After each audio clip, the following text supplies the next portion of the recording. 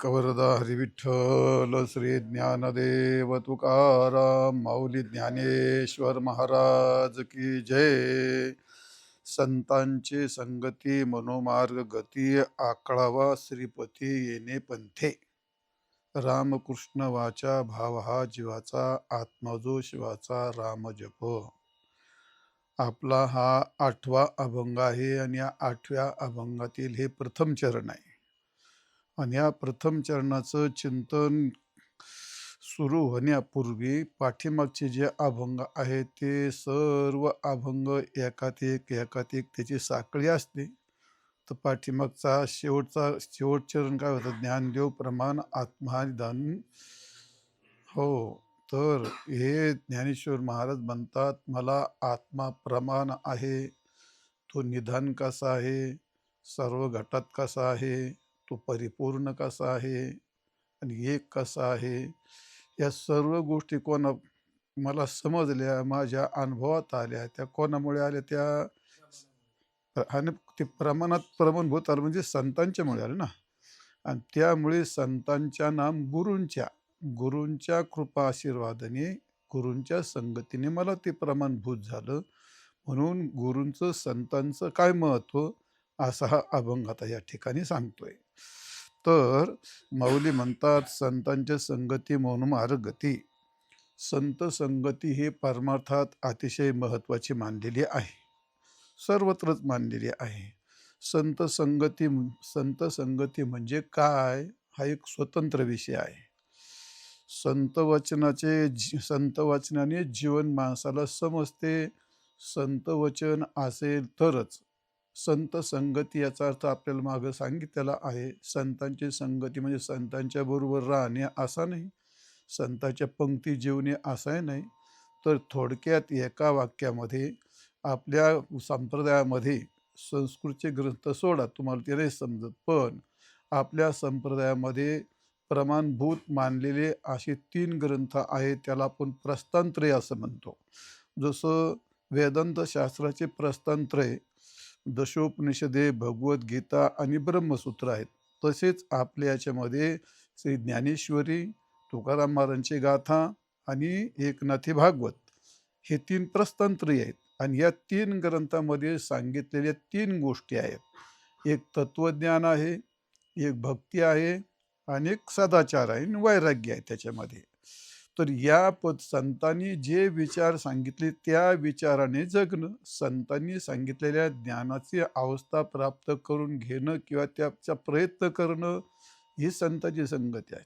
संतांनी जी भक्ती केली, जे आपल्याला करायला सांगितली त्या पद्धतीने करणं किंवा त्याचा प्रयत्न करणं, याला संतांची संगती म्हणतात.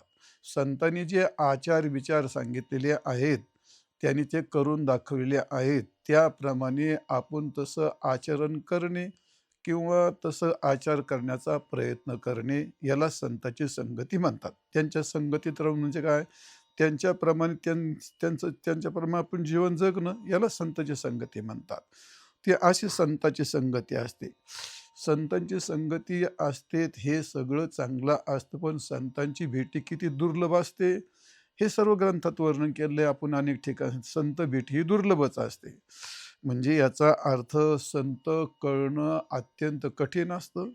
संत कळाले तरी संत भेटणं त्याहीपेक्षा कठीण असतं. संत भेटले तरी त्याबद्दल त्या व्यक्तीबद्दल म्हणा किंवा त्या संत महात्म्याबद्दल आपली संतत्व बुद्धी होणं, ते एक वेगळीच गोष्ट असते. ते मस्त महान संत असतील, पण काय त्यांच्याबद्दल आपली संतत्व बुद्धी होईल का, ही थोडीशी कठीणच गोष्ट असते. आणि जरी संतत्व बुद्धी झाली तरी सुद्धा त्यांची संगती घडेल असं आहे का? म्हणजे ते सुद्धा काही कठीणच आहे. आणि जरी संगती घडली तरी ती टिकेल असा काही भरोसा आहे का? नाही. त्याच्याकरता सुद्धा काय ते कठीण. संत कळणं कठीण आहे, संत भेटणं कठीण आहे, संत बुद्धी होणं कठीण आहे, त्यानंतर संगती होणं कठीण आहे, आणि त्याहीपेक्षा ती संगती टिकणं त्याहीपेक्षा कठीण, आणि त्याच्या सगळ्यापेक्षा कठीण त्यांच्या म्हणण्याप्रमाणे किंवा त्यांनी सांगितल्याप्रमाणे जीवन जगणे, आचरण करणं, हेही त्याच्यापेक्षा कठीण असतं. पण तरी सर्व सर्व ग्रंथांनी किंवा जे साधक मंडळी असतात, जे वारकरी मंडळी असतात, ते तसे प्रयत्न करतात. मग सर्व संत भेटत नाहीत, कळत नाहीत. पण ज्याची भाग्याची दशा, भाग्यदशा, पूर्व पुण्य असतं त्या माणसांना संत भेटतात. माऊली ज्ञानेश्वर महाराज म्हणतात, "आयशी कर्म साम्य दशा तेथ होय विरेशा." मग सद्गुरू आपैसा भेटीची गा याचा अर्थ काय झाला? ज्याचे कर्म फल देण्याला सन्मुख झालेत, ज्याचे कर्म अत्यंत शुद्ध आहेत, निष्काम आहेत, अत्यंत पुण्य पुण्य निर्माण करणारी आहेत, अशा साधकाला संत गुरु भेटतात. किंवा ज्ञानेश्वर महाराज म्हणतात एका आंधळ्यामध्ये, "अवचित दैवयोगे निवृत्ती भेटला कृपा." त्याच्या भाग्याने त्याला ते भेटतात. पूर्वजन्मी सुकृते थोर केली ती मजे आजी फळाशी आली, परमानंदवाजी मानसीन भेटी संतांनी ती गोष्ट मानलेली आहे. भाग्याचा उदय अनेक ठिकाणी वर्णन केलंय, पुण्यफले बहुता दिवसा वगैरे. म्हणजे संत भेटीला प्राग जन्मातल्या पुण्याचा संचय, कर्माचा संचय लागतो. ही गोष्ट थोडीशी आपण बऱ्याच वेळा पाहतो ते आहे असे. मग तसं भेटणं कठीण आहे, त्याला भाग्य पुण्य लागतं, पण त्यापासून मिळणारं फलही तितकं महान आहे ना. मग एखादी साधनं कठीण असते किंवा एखादी गोष्ट कठीण असते. म्हणजे शेती करणं, नोकरी करणं, एखादी नोकरी कठीण असेल तर त्याला पगार पण मोठा असतो, त्याला पगार पण मोठा मिळतो. एखादी खूप कष्टाची शेती उभी केली त्याला त्यात पैसा पण जास्त मिळतो. म्हणजे जी प्रक्रिया कठीण असते तिचं फलसुद्धा महान असतं.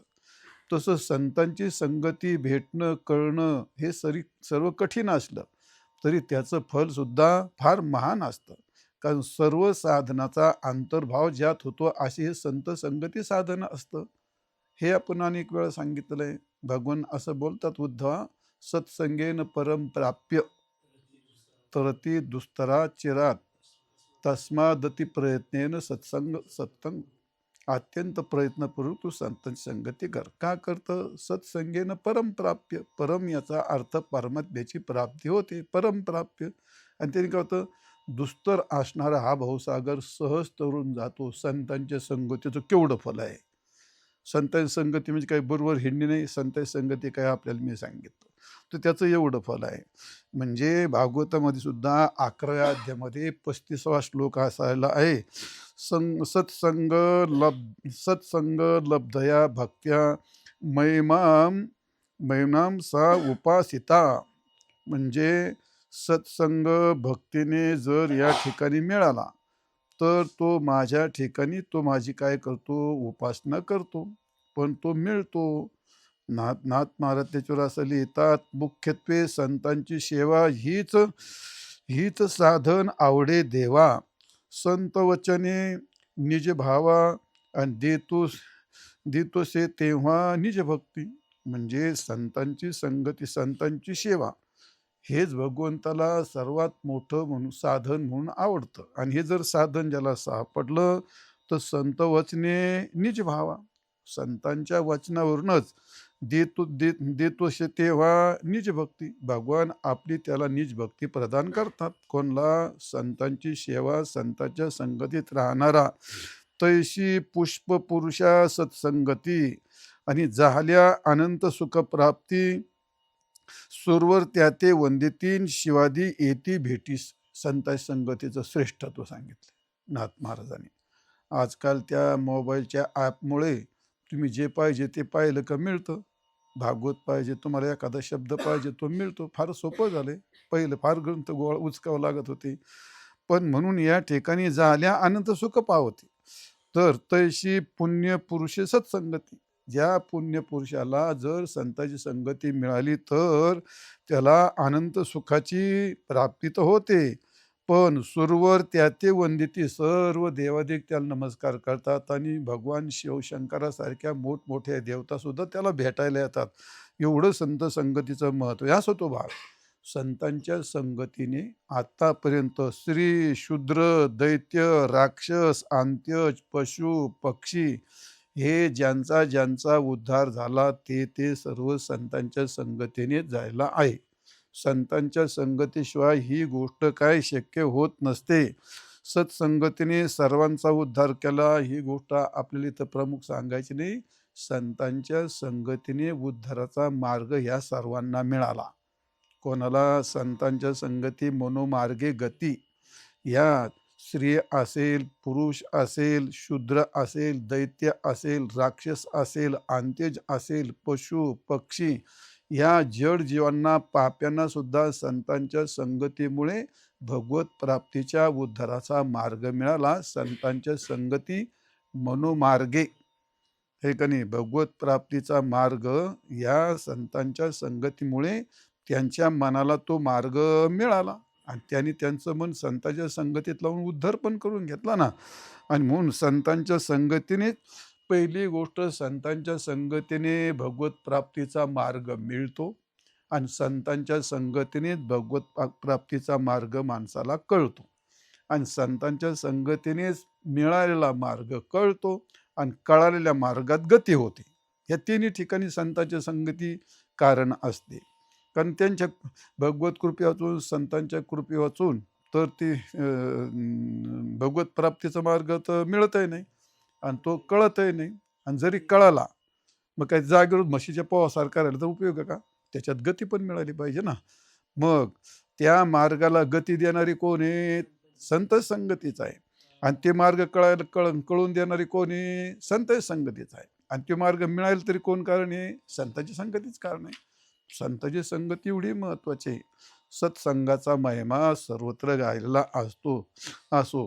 म्हणजे परमार्थातील सर्व मार्ग आत्तापर्यंत ज्यांना ज्यांना मिळाले ते संतांच्या संगतीने मिळाले आणि आताही मिळतात. त्या भाग्यवानांना संतांच्या संगतीनेच मिळतात आणि याही पुढे मिळतील ते संतांच्या संगतीनेच मार्ग मिळतील आणि कळतील आणि त्यांची गती होईल. म्हणून सत्संगती मनातील सर्व दोष निराकरण करते.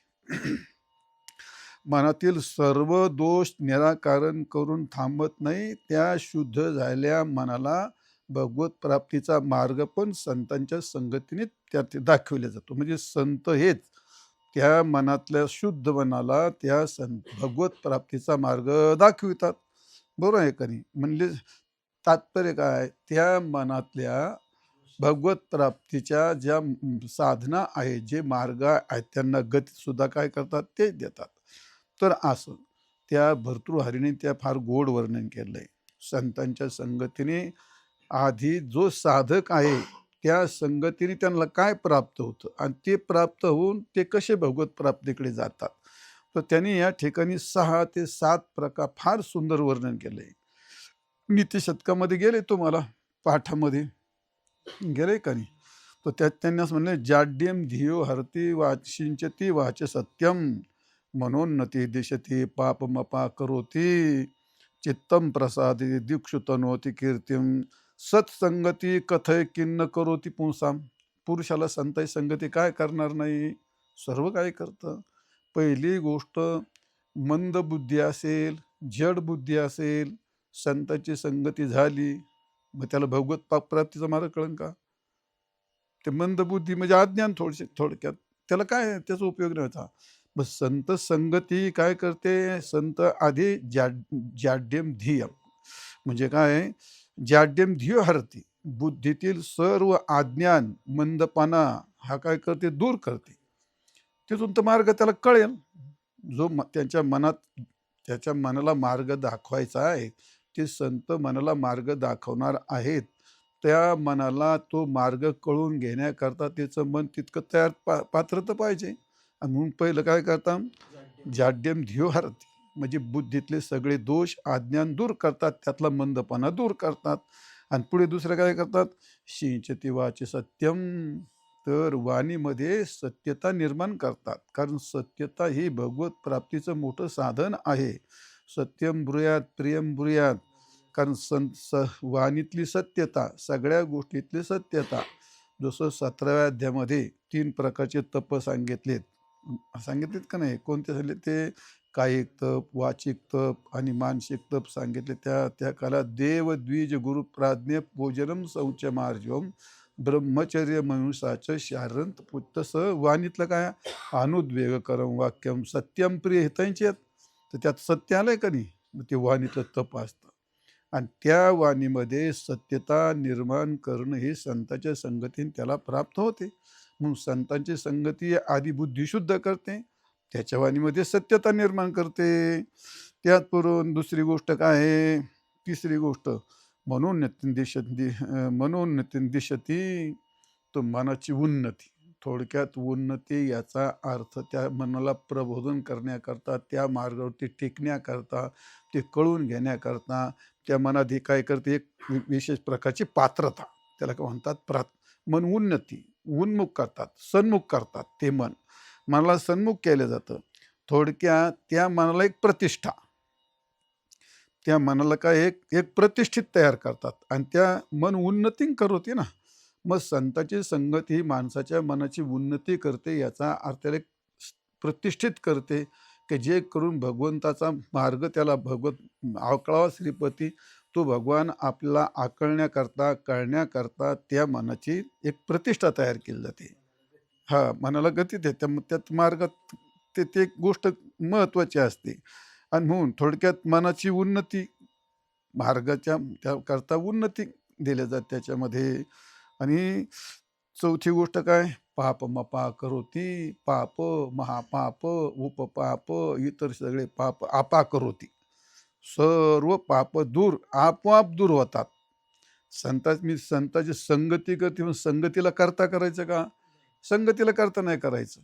जसा वीस तो जवळ ठेवला, त्याचा शेक आपोआप लागतो. तो वीस तो काय प्रयत्न करतो का? काय नाही करीत. तो शेक आपोआप लागतो. तसे संताची संगती तो महिमा आहे त्यांचा. सत्संगतीचा महिमा, सत्संगतीचे ते सामर्थ्य, वस्तू सामर्थ्य शक्ती, त्यांनी ह्या सगळ्या गोष्टी आपोआप होतात. म्हणजे याचा अर्थ बुद्धीतले दोषही जातात, अज्ञान जातं, वाचेत सत्यता निर्माण होते, मन उन्नत केलं जातं, हे पाप सगळे आपोआप निवृत्त होऊन जातात.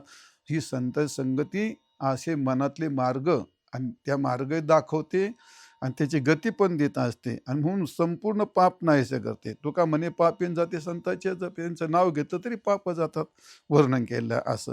आणि तो चित्तम प्रसादयती, चित्तम प्रसादयती याचा अर्थ कोणती गोष्ट करण्याकरता, वाईट गोष्ट करा, चांगली गोष्ट करा, परमार्थ करा, किंवा काही साधा स्वयंपाक करायचा असला तरी, एखादं लिखाण करायचं असलं तरी, ज्या माणसाचं मन प्रसन्न असतं, प्रसादित असतं, तो कोणतंही कार्य करू शकतो. तो कोणतंही कार्य, त्याचं मनच प्रसन्न नसलं तर ते काय ते ऐकत पण सुद्धा नाही. मग त्याचं तर ऐकायला त्याचं मन इतकं प्रसन्न पाहिजे, तर मग तो ऐकायचं असलं, लिहायचं असलं, वाचायचं असलं, तर त्याला त्याचं मन प्रसन्न असावं लागतं. चित्तम प्रसाद येते, म्हणजे चित्तावरती प्रसाद याचा अर्थ त्या चित्ताला प्रसादित करणं, म्हणजे याचा अर्थ अत्यंत प्रसन्न करणं. त्याला आपण काय प्रसिद्ध तो प्रसादाचं काय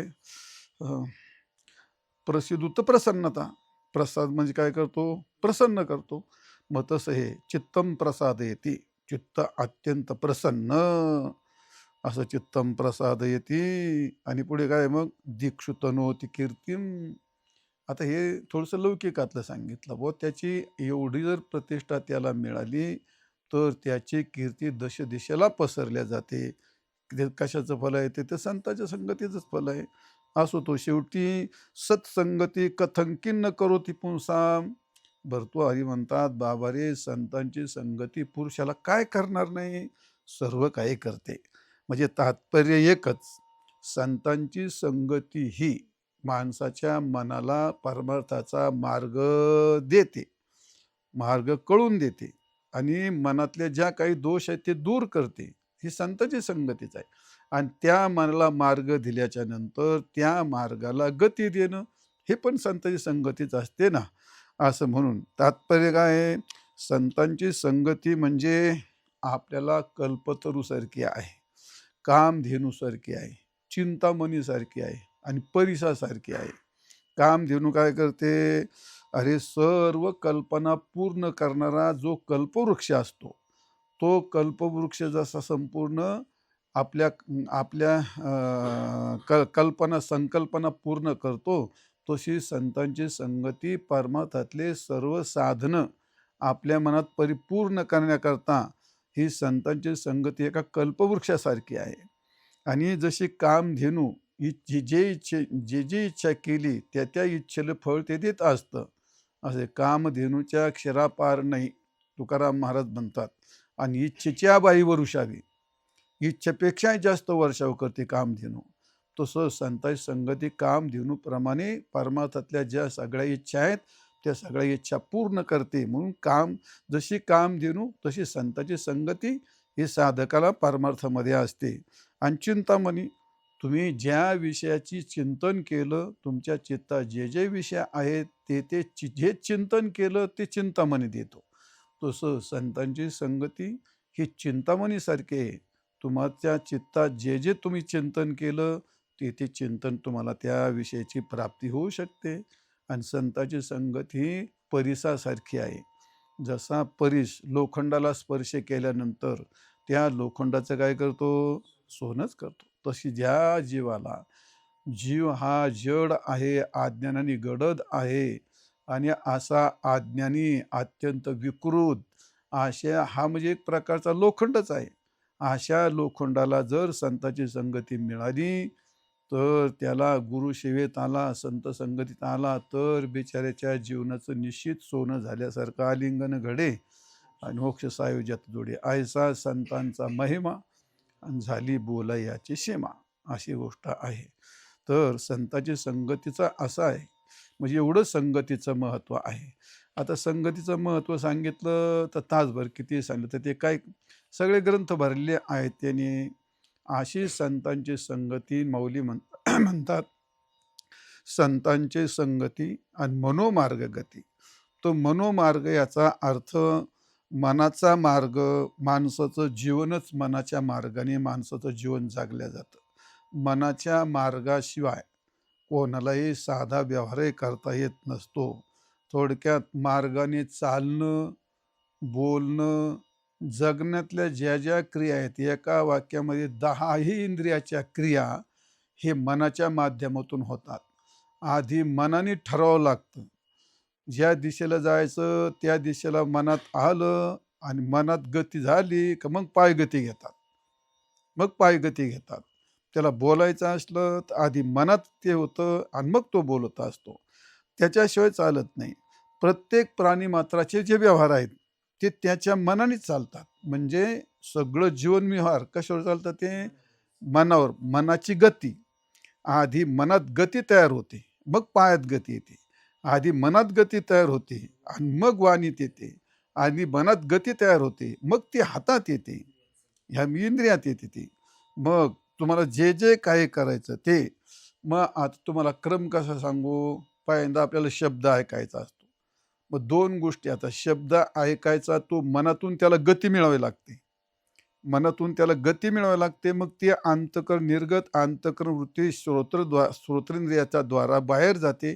ते म्हणून शब्दाचं ग्रहण करते आणि पुन्हा त्या शब्दाचा अर्थ परत मनाच्या संबंधित इथं त्याला पण जीवात्म्याला तुम्हाला कळण्याकरता. तर असा जे काय होतं चिदाभास विशिष्ट अशा वृत्तीला ते कळतं, मग शब्दाचं ज्ञान होतं. म्हणजे शब्द कळण्याकरता पहिली मनातून वृत्ती बाहेर जावं लागते, पुन्हा त्याला ज्ञान होऊ लागतं. स्पर्श करतो त्या काळात ते मनातून गती बाहेर गेल्यानंतर त्याला स्पर्शाचं ज्ञान होतं. नाही त्याला किती स्पर्श झाला तर ते जे इंद्रिय मनाशी जोडलं तर त्या इंद्रियाच्या द्वारा त्याला विषयाचं ज्ञान होतं, अन्यथा त्याला तसं ज्ञान होत नसतं. मग स्पर्श असेल, रूप असेल, नेत्राने तुम्हाला एखादं जे रूप पाहायचं असतं तर त्या रूपाकरता पहिली मनातून गती आणि मनातून गती, मग ती वृत्ती नेत्राच्या द्वारा बाहेर जाईल, नाना प्रकारची रूप पाहिल. तर तोपर्यंत त्याला मन जोपर्यंत नेत्रवृत्तीला जोडलेला आहे तोपर्यंत त्याला त्या रूपाचं ज्ञान होत असतं. अन्यथा नेत्राचा रूपाचा विषयाचा इंद्रियाचा संबंध असला तरीही मन संबंध नसेल, मनातली गती नसेल तर त्याला त्या विषयाचं ज्ञान होत नाही. हे आपण नेहमी ऐकतो. आणि तशीच गोष्ट रसाची खाल्लं त्याने, पण त्याचं मन चित्त जागेवर जर नसलं, म्हणून ते बऱ्याच वेळा हे व्याख्यानकार असतात किंवा डॉक्टर लोक असतात, ते सांगतात जेवता जेवता टी व्ही पाहू नये, जेवता जेवता मोबाईल ऐकू नये, जेवता जेवता बोलू नये. कारण का त्या रसाचं रसग्रहण माणसाला त्याशीची जर मनाची वृत्ती जोडली नसेल, तर त्याला त्याची चव लागत नाही आणि ते आपल्या पोटामध्ये ते नीटनेटकं पचल्या जात नाही. आणि म्हणून तिथं सुद्धा काय लागते, मनाची गळती लागते. नाकात नाकास फुलमस नाकात घातलं त्याने. अरे पण नाकात घातलं, पण त्याची चित्तवृत्ती जर जागेवर नसली, त्याला विंचून ठणका दिला पाहिजे. आणि मोठमोठे नारळ ते उलथा-पालथा होते. मग त्याच्या नाकाला गुलाबच फुल लावायचं. वास येतो का? त्याला वास येईल का आता ते? त्याची चित्तवृत्तीच जागेवर नसते ना. मग अशा काळात तुमच्या लक्षात राहते, भयंकर घाबरलेला मनुष्य असला किंवा त्याला विंचाने ठणका दिलेला असला किंवा अत्यंत तो व्याकुळ झालेला मनुष्य असतो, त्याच्या त्या व्याकुळ झालेल्या माणसाच्या इंद्रियाच्या संबंधित विषय आले, तरीसुद्धा त्याला त्याचं ज्ञान होत नाही. कारण त्याचं मन त्या गती त्याला मनातून मिळालेली नसते. आलं लक्षात? म्हणून संतांच्या संगतीतून मनोमार्गे गती. तुम्हाला व्यावहारिक जीवन सांगितलं. ज्ञानेश्वर महाराज म्हणतात, आवडे ते कीर्ती आधी मनोनीची उठी. आधी मनातून उठते ते, मग ते वाचा दिठी कराशी, मग वाणीत येतं, मग नेत्रात येतं आणि मग हातात येतं. म्हणजे इथं काय दोन पहिलं काय घेतलं, वाचा आणि दिठी याचा अर्थ ज्ञानेंद्रिय घेतले आणि वाचा याचा अर्थ कर्मेंद्रिय घेतले आणि कर याचा अर्थ कर्मेंद्रिय घेतले. म्हणजे 10 इंद्रियात ती वृत्ती आधी मनातून जात असते. वाचून मनीची नाही, मनातच जे नाही ते वाचे शिव म्हटेल काय, मनातच जर नाही आलं तर वाणीतून बोलू शकत नाही. आणि म्हणून बीजे विन भुई अंकुराशी, हा त्या जमिनीतच जर बी पेरलं नाही तर ती अंकुर येईल कावर? तसं मनातच ती संकल्पना, मनातच ती संवेदना उत्पन्न झाली नाही तर ती पुढे होत नाही. म्हणजे व्यावहारिक जीवनाची गती सुद्धा कुठून जाते? मनातून जाते. त्या मनातूनच गतिशील माणसाचं जीवन चालतं. जसं उगमी झाला वाळून जाय, वाळूनी ठाके, मग ते पुढं ओघात काय व्हाईल ते? तसं मनातच सगळं आटून गेलं, ते पुढे इंद्रियात काय येईल ते? तर जमिनीत बीज नाही पेरलं ते वर अंकुर काय येईल? तसं मनातच निर्माण नाही झालं तर बाहेर इंद्रियाला काय कळेल ते? जाऊ द्या. तुकाराम महाराज म्हणतात, आंतरीचे धावे आणि स्वभावे बाहेरी आणि धरिताये परिणावरी. त्याच्या एकदा मनात आलं का मग त्याचं तोड दाबलं तरी तो मग ते काय राहत नाही. त्याचं आपण कीर्तनात दृष्टांत वगैरे सांगतो हसायचं. बोबडी बोलली तर बोलली, तो काय बोलली ती, मग ते अंतरीचे धावे, अशी गोष्ट आहे ती. आणि म्हणून पै मनादी 6 इंद्रिय श्रोत्रादी प्रकृती कार्य ते माझे म्हणून होय व्यापार रूढ. 15व्या ज्ञानेश्वर महाराज म्हणतात, पै मनादी 6 इंद्रिय, मनासगट 5 इंद्रिय आणि बाकीचे कर्मेंद्रिय, श्रोत्रादी प्रकृती कार्य, हे सगळे प्रकृतीचे जेवढे म्हणून कार्य आहेत, पापण्या हलणं असल, हात हलणं असल, तोंड बोलणं असल, जेवढे जेवढे प्रकृतीचे हालचालीचे कार्य आहेत, मग ते क्रियात्मक असू दे किंवा ते ज्ञानात्मक असू दे, सर्व कार्य तीही माझी म्हणून होय व्यापार रूढ. ते मीच जरी हलवीत असलो तरी त्याच्या त्या मनातून त्याची संकल्पना तयार होते. म्हणून मनादी 6 इंद्रिय श्रोतादी प्रकृती कार्य हे सगळं. पण मनाच्या रथी वळगे, माऊलीने असं म्हणलंय, पहिलं कुठं होतो तो, हा मन हा एक रथ असतो आणि मग तो जीवात्मा मनात त्या मनाच्या रथावर ओळखलं, मनाच्या रथावर चढतो आणि चढल्याच्या नंतर श्रवणाच्या द्वारी निघे. मग कधी याला शब्द ऐकायचा श्रवणाच्या द्वारातून निघतो, कधी नेत्राच्या द्वारातून निघतो, कधी मुखाच्या द्वारातून निघतो, कधी कोणाला हाणायचं म्हटलं का त्याच्या कानामाग टाकायची म्हटलं का त्याच्या हातात द्वारतो बाहेर येत होतो. हे काय ते मनाच्या रथी वळगे. मग तुम्हाला एखाद्याला रागवायचं, हाणायचं, बोलायचं, स्तुती करायची, हे सगळं कुठे यावं लागतं? आधी मनात यावं लागतं. मग श्रवणाच्या द्वारे रिघे, मग शब्दाच्या रिघे राहणं माझी, मग शब्दाच्या रान तू सुसाट पळतो तो, तिथून सगळी ही गोष्ट होत असते. असो, 10 इंद्रियांच्या क्रिया मनाच्या मार्गातून होतात, मनमार्गाने होत असतात. तसा भगवत प्राप्तीचा जो मार्ग आहे तो आपल्या भगवान आपल्या स्वाधीन, जे आपल्या स्वाधीन नाही, ती गोष्ट काय मनात, मनातली गोष्ट असते. म्हणून नाही हे सांगत होतो मी.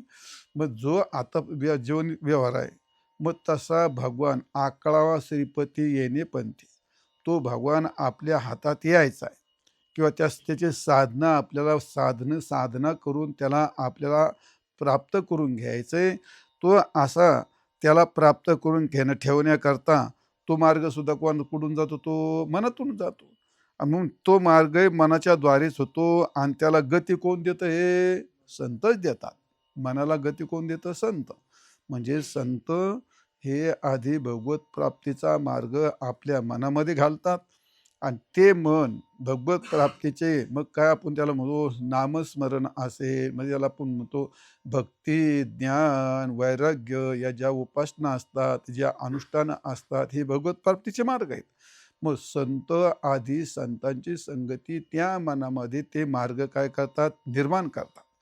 म्हणजे संत संगती मनोमार्गे. मग जे हे भगवत प्राप्तीचे मार्ग आहेत, त्या मार्गावरती मन ते आरूढ करतात आणि त्याच मार्गाला, त्या साधनाला ते गती देतात. त्यांच्याच कृपेने गती मिळते. मार्ग संतांच्या कृपेनेच मार्ग मिळतो न कळतो. तसे त्या मिळालेल्या मार्गाची आणि कळालेल्या मार्गाची गतीसुद्धा संतांची संगती देत असते. म्हणून संतांची संगती तिथे काय आहेत? मार्ग तर तो श्रीपती आकळण्याला, म्हणजे त्याचे जे नाम आहेत, या हरिपाठ हा सर्व नाम महात्म्य सांगणारा ग्रंथ आहे. आणि त्यामुळे भगवत प्राप्तीचा मुख्य मार्ग कोणता असेल? तर भगवत नाम आहे. आणि ते नाम संत कळून देत असतात, साधना संत कळून देत असतात आणि त्यांच्या कृपेनेच इथून पुढचा मार्ग तो आपल्याला प्राप्त होत असतो. म्हणून माऊली म्हणतात, संतांची संगती मनोमार्गे गती आणि पुढे आकळावा श्रीपती येणे पंथे. पुंडलिक वरदा हरी विठ्ठल श्री ज्ञानदेव तुकाराम माऊली ज्ञानेश्वर महाराज की जय. उरलेला विषय